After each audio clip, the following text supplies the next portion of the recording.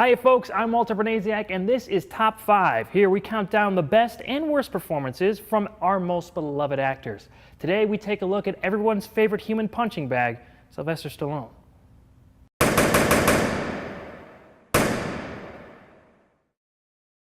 Sylvester Stallone has had quite the career for himself, from Oscar-nominated screenwriter and actor to Razzie-winning actor, and back again. He's even going to be in the Marvel Cinematic Universe in next year's Guardians of the Galaxy Volume 2. The 70-year-old has been known for his subpar performances and films, but let's not forget, when Stallone is casted in the right part, he can be a fantastic actor, and these are his top 5 best performances. Number 5. Johnny Kovac in Fist. This was a not very well-known film from 1978 and was Stallone's first time back on screen after Rocky catapulted him to stardom 2 years prior. He co-wrote the screenplay and actually shows off some pretty good range here as Johnny Kovac, loosely based on Jimmy Hoffa, at 2 very different points in his life. Johnny Kovac works in a warehouse and grows tired of the unfair policies in place, leading him to start a riot. Though Kovac is fired, his spirit wins him the admiration of others, and he becomes a new recruit for a labor union known as the Federation of Interstate Truckers. As the union becomes more powerful, Kovac's influence grows, and eventually his ambitions result in a partnership with the mob. However, as Kovac deepens his criminal ties, his life grows more dangerous. There are points in this where Stallone plays Kovac somewhat like Rocky if he was leading a large group of underdogs, and those moments work great. It's easy to root for him and his friends early in the film. Stallone shows off his trademark charm and plays a bit of a schemer here, a little bit of a departure for what works for him, but he plays this pretty well. Gray areas are well present in this character. Kovac does what he has to do throughout the film. He was pushed too far and became desperate, which is where the character's moral compass begins to stray. That inner struggle is well handled by the young Stallone, and he absolutely deserves credit for that. About 2/3 through, the film jumps over 20 years ahead from the 30s to the 50s, and Stallone gets to play Kovac at a more advanced age. He's still good as the elder version, but that portion of the film goes on a touch too long, and the longer it goes, the more flaws in Stallone's performance are made visible. If the movie was about 20 minutes shorter, this would have been a hidden gem of a role for young Sly, but as is, it's still one of his best performances. If you're a big Stallone fan, go ahead and seek this one out. I think you'll definitely like it. Number 4. John Rambo in First Blood. Arguably Stallone's most popular character, John Rambo has been tied to Sly for 34 years, and it's easy to see why. He's perfect for the role. Quiet, vulnerable, yet a mega badass. He is the quintessential action hero, and Stallone's best performance as John Rambo is still in the very first film in the franchise. Vietnam veteran and drifter John J. Rambo wanders into a small Washington town in search of an old friend, but is met with intolerance and brutality by the local sheriff. When he and his deputies restrain and shave Rambo, he flashes back to his time as a prisoner of war and unleashes his fury on the officers. He narrowly escapes the manhunt, but it will take his former commander to save the hunters from the hunted. Sly has always been great at conveying emotion with just his face. A lot of the times, no words are needed. He can effectively emote with just a glance, and we can right away tell what he's thinking. That is evident in the very first scene of the movie when we see the last ounce of hope leave Rambo as he finds out that his last friend is dead. We can see everything with just his face, no words necessary. The building up of Rambo's rage is probably the best part of the whole movie. He tries reasoning, he tries holding back, but when the ignorance is too much, he snaps. Great action and stunts are constant here. Sly is great and believable in these guerrilla warfare scenes, something that he's always done very well. Everything comes to a climax in that final scene when we see his former Colonel Troutman finally talking Rambo down. The monologue that follows is still one of Stallone's best of his entire career. It's sad, it's emotional, it's maddening, but most importantly, it's believable. You're the last of an elite group. Don't end it like this. Back there, I could fly a gunship. I could drive a tank. I was in charge of $1 million equipment. Back here, I can't even hold a job. Fucking guys! Ah! Stallone had a hand in co-writing the script as well, which itself was adapted from David Morrell's 1972 novel. All the creative juices were working on this project, and it's still one of Stallone's best performances and films. Number 3, Freddie Heflin in Copland. When people defend Stallone as a good actor, they usually point to Copland, and there's a reason for that. Stallone's understated and selfless performance reminded moviegoers and critics that he could still be a great actor when he's cast in the right part. When a hot-headed young cop accidentally gets involved in an ugly, racially motivated incident, his uncle Ray Donlin, a corrupt New York City cop, attempts to sweep it under the rug by helping fake his nephew's death. The bungled cover-up leads to investigations by idealistic internal affairs officer Mo Tilden and Freddie Heflin, sheriff of the suburban New Jersey town where Donlin and his fellow crooked policemen live. The first thing people usually notice about this role for Sly is that he gained a considerable amount of weight. Make no mistake about it, this isn't Rambo.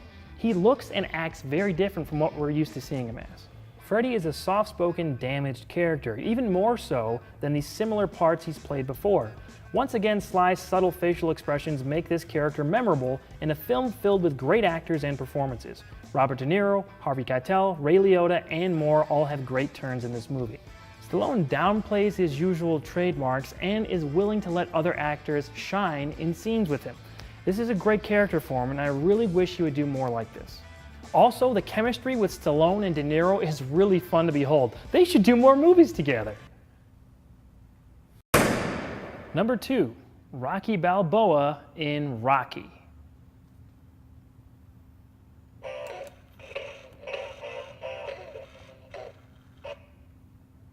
It's the role Stallone was born to play. I know it, you know it, and everybody who's ever seen it knows it.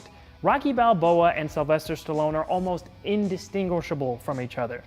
And sincerity is very important for Sly. You can tell when he's not believing what he's saying. In 1976's Rocky, you believe every line that's read.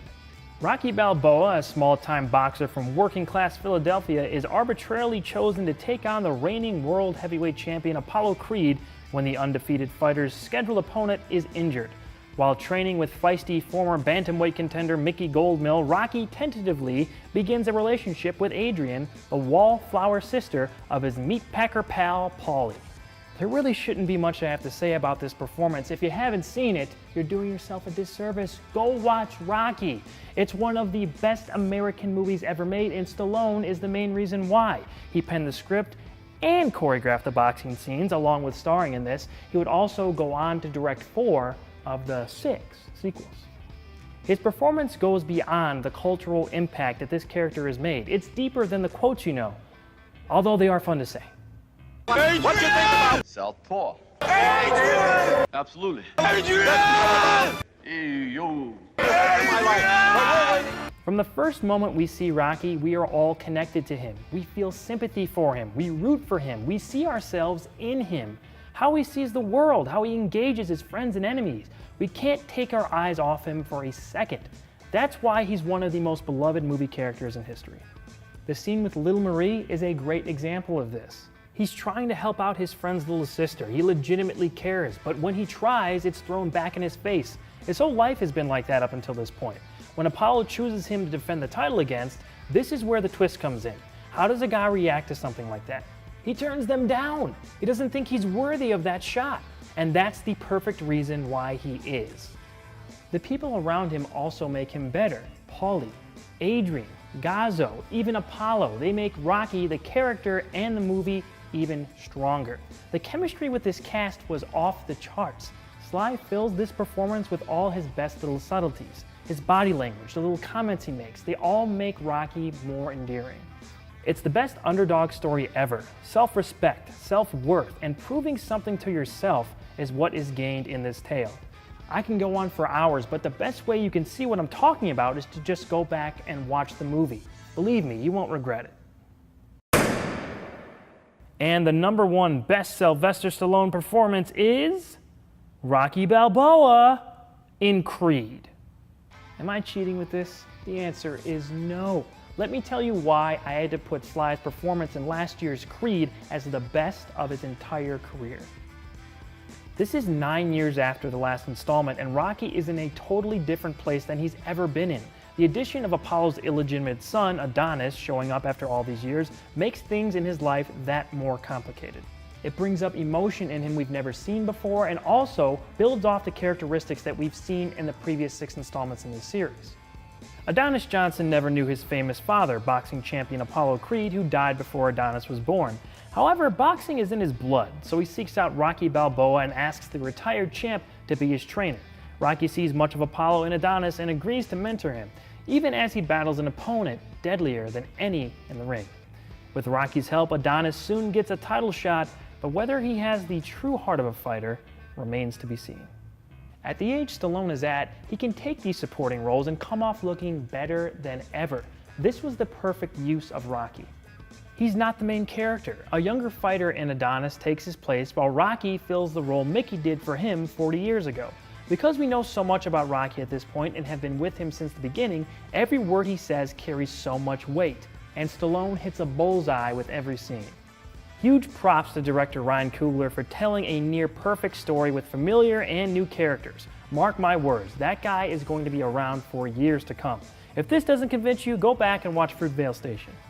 Besides the effective emotional scenes, Stallone also brings in really funny little bits into this performance. Those bits are present in 2006's Rocky Balboa, but they're brought to a new level here. They're just sprinkled in enough to be legitimately funny, but not overdone. Michael B. Jordan is also a big reason why Stallone is so amazing in Creed. Their layered back and forth and complicated relationship makes every scene something to see. Jordan really should have been nominated for his turn as Adonis in this. Donnie and Rocky's friendship goes through its ups and downs, as it should, and Rocky dealing with his own personal issues here makes his performance even better. Creed makes Rocky Balboa viable 40 years after his initial run in theaters. Honestly, it may be his best. Rocky 1 made Rocky the underdog everybody relates to. The sequels added to his saga and relatability, they cemented his iconic status, but Creed made Rocky Balboa a legend, and there is no way I could have ranked Sly's performance in this any lower than number 1. I want to hear what you guys think. What is your favorite Stallone movie and performance? Who do you want to see me cover next on the show? Leave a comment and let me know. Next week, we're looking at the top 5 worst Sylvester Stallone performances. But to be honest, after seeing how great these were, it can't be that bad. I am the law! Who are you people? We are you.